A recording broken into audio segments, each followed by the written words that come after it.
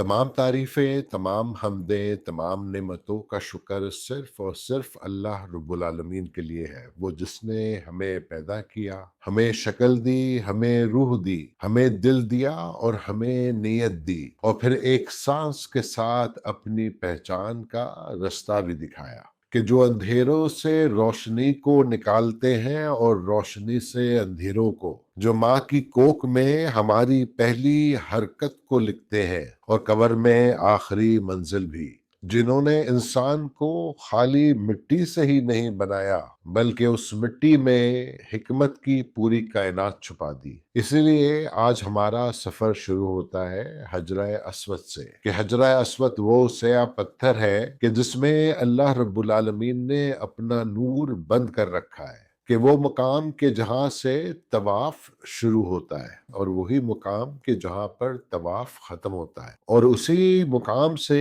एक इंसान का सफर भी शुरू हो जाता है। जैसे एक बच्चा तीन अंधेरों से रोशनी की तरफ आता है, से ही एक इंसान हजरा अस्वद के अंधेरे से रूहानी रोशनी की तरफ अपना पहला कदम रखता है। माँ की कोख में 9 महीने अंधेरा होता है मगर अंदर जिंदगी बढ़ रही होती है और फिर इंसान इस दुनिया में पहली बार सांस लेता है, पहली बार रोशनी देखता है, पहली बार हरकत महसूस करता है और ये वो लम्हा है जब इंसान काबा की पहली दीवार की तरफ अपना तवाफ शुरू करता है और फिर इंसान अपनी माँ का दूध पीता है और उस दूध को 2.5 साल में छुड़ाना होता है। 2.5 साल तक दूध का पिलाना जिस्म को परवरिश देता है, माँ की मोहब्बत देता है और 12 साल तक वो बच्चा बिल्कुल प्योर होता है और फिर वो नया कॉर्नर जो उसको 13वें साल से 14वें साल की दीवार की तरफ ले जाता है कि जिसको अभी तक अपनी डायरेक्शन का अंदाजा ही नहीं।